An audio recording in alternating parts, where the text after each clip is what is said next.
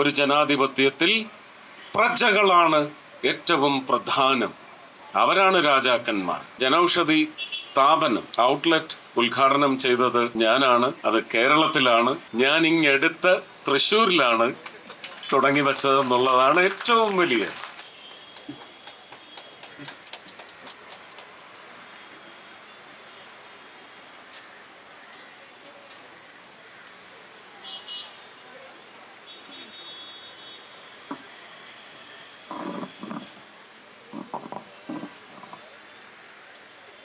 പ്രധാനമന്ത്രി ഭാരതീയ ജനൌഷധി പരിയോജന ദേശവ്യാപകമായി നടത്തുന്ന മാർച്ച് 1 മുതൽ മാർച്ച് 7, 2025 വരെയുള്ള ഒരു വാരം നീണ്ടു നിൽക്കുന്ന വളരെ യോഗ്യമായ ആഘോഷങ്ങളുടെ ഒരു പരമ്പര കേരളത്തിൽ ഇന്ന് തുടങ്ങി വെച്ചതായി ആദ്യം തന്നെ അഭിമാനത്തോടെ അറിയിച്ചുകൊണ്ട് അതിനായി വിളിച്ചു കൂട്ടിയിട്ടുള്ള ഈ വേദിയിൽ ഉപവിഷ്ടരായിട്ടുള്ള എല്ലാ നന്മകൾക്കും, സദസ്സിലെ പ്രിയ സുഹൃത്തുക്കൾക്ക്, സഹോദരി സഹോദരങ്ങൾക്ക്, കുഞ്ഞുമക്കൾക്ക്, ഈ പരിയോജനയുടെ ഭാഗമായി ജനൌഷധി എന്ന് പറയുന്ന രാജ്യവ്യാപകമായ ഒരു ബൃഹത്തായ ശില്പം അത് വിഭാവനം ചെയ്ത പ്രധാനമന്ത്രിക്കും അതിൻ്റെ പ്രവർത്തകരായി എത്തിയിട്ടുള്ള കേന്ദ്രങ്ങളുടെ നടത്തിപ്പുകാരും അതിൻ്റെ ഉടമകളും അവിടെ പ്രവർത്തിക്കുന്നവരും അതിൻ്റെ ഗുണഭോക്താക്കളായ ആബാലവൃദ്ധം ഇന്ത്യൻ ജനതയ്ക്കും എല്ലാവർക്കും എൻ്റെ മര്യാദയും സ്നേഹവും നമസ്കാരവും അർപ്പിച്ചുകൊണ്ട് ഇന്ന് വളരെ സുപ്രധാന ദിനമാണ്. അതങ്ങനെ പറയാൻ പാടുണ്ടോ എന്ന് തന്നെ എനിക്കറിയില്ല. രോഗികൾ എന്ന് പറയുന്ന ഒരു വാചകം പോലും നമ്മൾ വളരെ സൂക്ഷിച്ച് ഉപയോഗിക്കേണ്ട കാലഘട്ടമാണ്. അങ്ങനെ ഒരു വാചകം അത് ഉൾക്കൊള്ളുന്ന അർത്ഥമെന്ന് പറയുന്നത് പോലും വേദനാജനകമായ ഒരവസ്ഥയാണ് സൂചിപ്പിക്കുന്നത്. ആ വേദന എന്ന് പറയുന്നത് കുടുംബത്തിന് മുഴുവൻ, ഒരു രോഗിയുള്ള കുടുംബത്തിന് മുഴുവൻ വലിയ ഒരു ബാധ്യതയായി മാറുന്നു. ഞാൻ ഇന്ന് കാലത്ത് ജനറൽ ഹോസ്പിറ്റലിൽ പോയപ്പോഴും അവിടെ വഴിയിൽ ഉപേക്ഷിക്കപ്പെട്ട ആരാധനാലയങ്ങളുടെ പരിസരത്ത് കൊണ്ടുപോയി ഉപേക്ഷിക്കപ്പെട്ട ഒരുപാട് മാതാപിതാക്കളെ കണ്ടു. ഒരുപക്ഷെ ഇങ്ങനെ ഒരു സാമൂഹിക അവസ്ഥ ഉണ്ടാവുന്നത് എന്തുകൊണ്ട് എന്ന് പറയുന്ന അവലോകനം ഭരണ സംവിധാനങ്ങളെല്ലാം നടത്തിയിട്ടുണ്ടാവും. അതിൻ്റെ ആഴത്തിലുള്ള ഒരു പഠനം, അവലോകനം, വിലയിരുത്തൽ, അതിനൊരു പ്രതി നടപടി കണ്ടെത്താനായി ഒരുപക്ഷെ ബഹുമാന്യനായ ലോകാരാധ്യനായ നമ്മുടെ ഭാരതത്തിൻ്റെ പ്രധാനമന്ത്രി ശ്രീ നരേന്ദ്ര ദാമോദർ ദാസ് മോദി അദ്ദേഹം വിഭാവനം ചെയ്ത ഈ പദ്ധതി പ്രധാനമന്ത്രി ഭാരതീയ ജനൌഷധി പരിയോജന ഇതുവഴി ഒരുപക്ഷെ അങ്ങനെ ഉപേക്ഷിക്കണം എന്ന് തോന്നുന്ന ഒരു വിഭാഗത്തിൻ്റെ അളവ്, എണ്ണം, അവരുടെ ഒരു യാന്ത്രികമായ ചിന്താഗതിക്ക് ഒരുപക്ഷെ ഒരു തലോടലിലൂടെ അവരുടെ മനം മാറ്റത്തിനും അവരുടെ പ്രവർത്തന മാറ്റത്തിനും അവരുടെ പ്രവർത്തന ദൂഷ്യങ്ങൾ എടുത്തു മാറ്റുന്നതിനും ഒക്കെ സഹായകമാവുന്നു എന്ന് പറയുന്ന മനസ്സിലാക്കൽ നമ്മൾ ഇന്നത്തെ ദിവസം 7ാം വാർഷികം ആഘോഷിച്ച് തുടങ്ങുന്ന ഈ വർഷത്തെ ആദ്യ ദിനത്തിൽ സ്മരണയോടെ ദൈവത്തോട് നന്ദി പറഞ്ഞുകൊണ്ട് തന്നെ നമ്മളിവിടെ ഓർക്കേണ്ടതുണ്ട്, അതിന് മര്യാദകൾ അർപ്പിക്കേണ്ടതുണ്ട്. ഭാരതത്തിൽ 2027 25,000 ജനൌഷധി സ്ഥാപനങ്ങൾ സ്ഥാപിക്കണമെന്നതാണ് ബഹുമാന്യനായ പ്രധാനമന്ത്രിയുടെ ഇംഗിതം, ഉദ്ദേശം. പ്രവർത്തന രീതിയും ഒരുപക്ഷെ ആ ദിശയിലാണ് ഇപ്പോൾ നീങ്ങിക്കൊണ്ടിരിക്കുന്നത്. ഭാരതത്തിൽ ഇപ്പോൾ 15,057 ജനൌഷധി സ്ഥാപനങ്ങൾ പ്രവർത്തിക്കുന്നു. ഇതിൽ ഒരുപക്ഷെ നമ്മൾ പറയും, ഇതാണ് കർമ്മ, ഇതാണ് ദൗത്യം, ഇതാണ് നിയോഗം, ഈശ്വരീയമായ നിയോഗം എന്ന് തന്നെ പറയേണ്ടി വരും. എനിക്ക് തോന്നുന്നത് ഇത് സൗത്ത് ഇന്ത്യ എന്നുള്ളത് സ്വാഗതമോദിയ സഹോദരൻ പറഞ്ഞപ്പോഴാണ് എൻ്റെ ഒരു ബോധ്യത്തിലേക്ക് വരുന്നത്. ഞാൻ കരുതിയത് കേരളത്തിലെ ആദ്യത്തേതെന്നാണ്. എങ്കിലിത് അഭിമാനത്തിന് വലിപ്പം കൂടുകയാണ്. സൗത്ത് ഇന്ത്യയിലെ തന്നെ ആദ്യത്തെ ഷോറൂം ജനൌഷധി സ്ഥാപനം ഔട്ട്ലെറ്റ് ഉദ്ഘാടനം ചെയ്തത് ഞാനാണ്. അത് കേരളത്തിലാണ്. കേരളത്തിലെന്ന് മാത്രമല്ല, മറ്റൊരു കർമ്മ അത് ഞാൻ ഇങ്ങെടുത്ത് തൃശ്ശൂരിലാണ് തുടങ്ങി വെച്ചതെന്നുള്ളതാണ് ഏറ്റവും വലിയ. ഒരുപക്ഷെ ഈ രാഷ്ട്രീയം പഠിച്ചിട്ടില്ല, രാഷ്ട്രീയം അറിയില്ല എന്ന് പറയുന്ന അവരൊക്കെ മനസ്സിലാക്കേണ്ടത് ഇതാണ് രാഷ്ട്രീയത. രാഷ്ട്രത്തിന് ചേരുന്ന രാഷ്ട്രീയം ഇതാണ്. ചില കാര്യങ്ങൾ നമ്മൾ ഹൃദ്യമായി ചെയ്തു വെക്കുന്നതാണ് നമ്മളുടെ രാഷ്ട്രീയം വിളിച്ചോതേണ്ടത്. അതായിരിക്കണം നമ്മുടെ രാഷ്ട്രീയത്തിൻ്റെ ശംഖനാദം.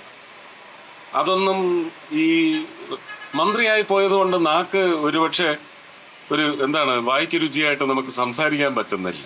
അവരെയൊക്കെ വിളിക്കേണ്ട ചില പേരുകളുണ്ട്, അതൊന്നും വിളിക്കാൻ പറ്റുന്നില്ല. സത്യം പറഞ്ഞാൽ കഷ്ടമാണ്. അഭിപ്രായ പ്രകടനത്തിലൂടെയൊക്കെ വരുന്ന ചില കമൻ്റ് എന്നൊക്കെ പറയുന്നത് നല്ല വാക്കാണ്. കമൻഡേഷൻ എന്നൊക്കെ പറയും. അതിനെല്ലാം ചോദ്യം ചെയ്യുന്ന തരത്തിലാണ് മലീമസമായ ആ ഒരു കമൻ്റ് ചെയ്യുന്ന പ്രവണതയെന്ന് പോലും തിരിഞ്ഞു നടക്കുന്നു. അപ്പോൾ 2047 മരുന്നുകളാണ് ഇത്തരം ഔട്ട്ലെറ്റുകളിലൂടെ വിതരണം ചെയ്തുകൊണ്ടിരിക്കുന്നത്.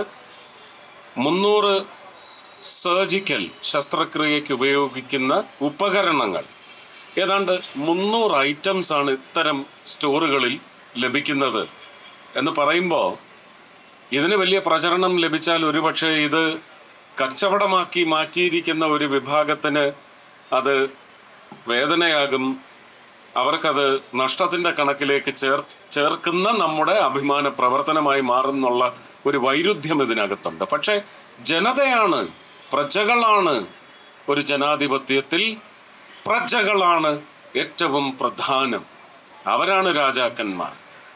ആ രാജാക്കന്മാർക്ക് വേണ്ടിയാണ് ഈ പദ്ധതി എന്ന് വിളിച്ചോതുന്ന തരത്തിലാണ് ഇതിൻ്റെ ഖ്യാതി പെരുകിക്കൊണ്ടിരിക്കുന്നത്. 1000 കോടിയുടെ വിൽപ്പന ജനൌഷധി കേന്ദ്രങ്ങൾ വഴി നടന്നു വരുന്നു. ഈ കണക്ക് 2024 ഒക്ടോബർ 24 വരെ ഉള്ളത് മാത്രമാണ്. അതിനു ശേഷമുള്ള ഡേറ്റ ഇനി അത് നമ്മൾ റിക്കൺസൈൽ ചെയ്യണം. ചെയ്തതിന് ശേഷം മാത്രമേ വരൂ. ഒരു ജൂൺ ജൂലൈയോടുകൂടിയേ നമ്മുടെ അക്കൗണ്ടിങ് ഇയർ അല്ലെങ്കിൽ ഓഡിറ്റ് ഇയർ എന്ന് പറയുന്ന മാർച്ച് 31 വരെയുള്ള കണക്ക് വരും. അപ്പോൾ നമുക്ക് കുറച്ചുകൂടി അഭിമാനിക്കാൻ സാധിക്കും. മാസം ഏതാണ്ട് 200 കോടിയാണ് വിറ്റുവരവ് കഴിഞ്ഞ സെപ്റ്റംബർ 20 വരെ. അതിൻ്റെയും ഡേറ്റ വരണം. ഈ ജനൌഷധികളിൽ കൂടി മരുന്നുകൾ വാങ്ങുന്നത് മൂലം അതാണ് ഏറ്റവും വലിയ പെരുമ. നമുക്കിവിടെ ഏതാണ്ട് 1000 കോടിയാണ് വിറ്റുവരുമാനം എന്ന് പറയുമ്പോൾ അത് ലാഭത്തിലേക്കല്ല വന്നത്. 30,000 കോടിയാണ് നഷ്ടമായി ആ കച്ചവടം ക്രയവിക്രയത്തിലൂടെ ഒരുപക്ഷെ മരുന്ന് കേന്ദ്രങ്ങൾ, മരുന്ന് ഉൽപ്പാദിപ്പിക്കുന്ന കേന്ദ്രങ്ങൾക്ക് നഷ്ടമല്ല വരാതെ പോയത്. ആ 30,000 കോടി ആർക്കാണ് ഉപകരിച്ചിരിക്കുന്നത്? ഇതിൻ്റെ ഗുണഭോക്താക്കൾക്കാണ് എന്ന് പറയുമ്പോൾ ഈ പദ്ധതിയുടെ പെരുമ ഇങ്ങനെ വളർന്ന് പന്തലിച്ചു കൊണ്ടേയിരിക്കും. അതുകൊണ്ടാണ് ഞാൻ പറഞ്ഞത്, ജനാധിപത്യ സംവിധാനത്തിൽ ഈ ജനാധിപത്യത്തിലെ പ്രജകളാകുന്ന രാജാക്കന്മാരുടെ ഒരു ആയുധമാണ്. ഒരുപക്ഷെ നേരത്തെ രോഗി എന്ന് പറയാൻ പോലും ഞാൻ മടി കാണിച്ചു. ഇപ്പോഴും ഞാൻ ആ മടി കാണിക്കണം എന്ന് തന്നെയാണ്. അത് തുടർന്ന് പോകണം. അങ്ങനെ ഒരു വാക്ക് ഉപയോഗിക്കുന്നത് വേദനയാണ്. ഒരുപക്ഷെ ആരോഗ്യ സംരക്ഷണത്തിനുള്ള ഉപാധികൾ അവരെ ചൂഷണം ചെയ്ത് അവരുടെ കുടുംബത്തിലുള്ളവരുടെ ചോര ഊറ്റി കുടിക്കുന്നില്ല. കുഞ്ഞ് മക്കൾക്ക് അവരുടെ വീടുകൾ ജപ്തി ഭീഷണി നേരിടേണ്ടി വരുന്നില്ല. അത് വിറ്റ് തെരുവിലേക്ക് ഇറങ്ങേണ്ടി വരുന്നില്ല. മാനം പോലും വിൽക്കേണ്ടി വരുന്നില്ല എന്ന് പറയുന്ന അതിനുള്ള ചില സംഭവങ്ങളൊക്കെ അടുത്തുണ്ടായില്ലേ? ഇതൊക്കെ നമ്മുടെ മനസ്സ് തുറപ്പിക്കുകയാണ് വേണ്ടത്. ഭരണ സംവിധാനം ജനാധിപത്യ സംവിധാനത്തിൽ തിരഞ്ഞെടുക്കപ്പെട്ടു കഴിഞ്ഞാൽ ഈ ഒരു ഓഡിറ്റ്, സോഷ്യൽ ഓഡിറ്റ് എന്ന് പറയുന്നത് കൃത്യമായി നടത്തിയതിൻ്റെ ഫലമാണ് ജനൌഷധി സ്ഥാപനങ്ങൾ ഇങ്ങനെ ജനങ്ങൾക്ക് ഗുണപരമായി പ്രവർത്തിച്ച് നമുക്കിങ്ങനെയുള്ള ആഘോഷങ്ങൾ നടത്താൻ സാധിക്കുന്നത്. കേരളത്തിലാണ് ഏറ്റവും കൂടുതൽ ജനൌഷധി കേന്ദ്രങ്ങൾ പ്രവർത്തിക്കുന്നത് എന്നത് അടുത്ത അഭിമാനമാണ്. ഏതാണ്ട് 1528 കേന്ദ്രങ്ങളാണ് ഇപ്പോൾ ഉള്ളത്. അപ്പോൾ 2027 25,000 ജനൌഷധി കേന്ദ്രങ്ങളെന്ന് പറയുമ്പോൾ കേരളത്തിൽ ഈ ഒരു 1528 എന്ന് പറയുന്നത് ഒരുപക്ഷെ ചിലപ്പോൾ 2500 3000 ആയി വളർന്നാലും നമുക്ക് അതിശയിക്കാനൊന്നുമില്ല. അത് മറ്റ് ഒരു ദുസൂചനയും നൽകില്ല. കേരളത്തിലെ ജനൌഷധി കേന്ദ്രങ്ങളിലാണ് രാജ്യത്ത് തന്നെ ഏറ്റവും കൂടുതൽ വിറ്റുവരവ് നടന്നു വരുന്നത്. കഴിഞ്ഞ 5 വർഷം കൊണ്ട് ക്രയവിക്രയം നടന്നിരിക്കുന്ന അതുവഴി വന്നിരിക്കുന്ന തുകയുടെ കണക്കെന്ന് പറയുന്നത് 796 കോടിയാണ്. ഇതിനകത്തൊരു ചെറിയ ദുസൂചന കൂടിയുണ്ട്. അത്രയും മരുന്നുകളുടെ ആവശ്യക്കാർ ഇത്രയും കാലം ഈ 796 കോടിക്ക് പകരം ഒരു 10,000 കോടി അല്ലെങ്കിൽ ഒരു 15,000 കോടിയെങ്കിലും ചെലവാക്കേണ്ടി വരുമായിരുന്നു. അങ്ങനെ 5 വർഷത്തിന് മുമ്പ് ചെലവാക്കിയ ഒരു സമൂഹം തറപറ്റിപ്പോയോ? ഇല്ലായ്മ ചെയ്യപ്പെട്ടു പോയോ? അവരുടെ ജീവിതത്തിലൊന്നും സോഷ്യലിസം നമുക്ക് പകർന്നു നൽകാൻ കഴിഞ്ഞില്ലേ എന്ന് പറയുന്ന വളരെ മ്ലേച്ഛമായ ഒരു അവസ്ഥ നമ്മുടെ ഈ ജനാധിപത്യ സംവിധാനത്തിൽ ഒരു 10 വർഷം മുമ്പുണ്ടായിരുന്നു എന്ന് വിലയിരുത്തുന്നത് ഒരു വലിയ ദുസൂചന തന്നെയാണ് നൽകുന്നത്. ഒരുപക്ഷെ ആ അവസ്ഥകൾക്കൊന്നും ഇനി നമുക്ക് സമൂഹത്തെ തള്ളിവിടേണ്ടവരല്ല. അധസ്ഥിത വർഗമെന്ന് ഞാൻ പറയുന്നില്ല. Haves and have notes. അതിൽ ഹാവ് നോട്ട്സിന് ധൈര്യത്തോടെ ഇനി ഇങ്ങനെയുള്ള സംവിധാനങ്ങൾ വഴി ശരിക്കും സോഷ്യൽ റവല്യൂഷൻ, നമ്മുടെ സാമൂഹ്യ ജീവിതത്തിൽ സംഭവിക്കുന്ന ഇത്തരം വിപ്ലവങ്ങൾക്ക് വഴി തെളിയിക്കുന്ന ഒരു ആഘോഷത്തിൻ്റെ പരമ്പര നമുക്ക് ഇന്നത്തെ ഈ വിജയാഘോഷ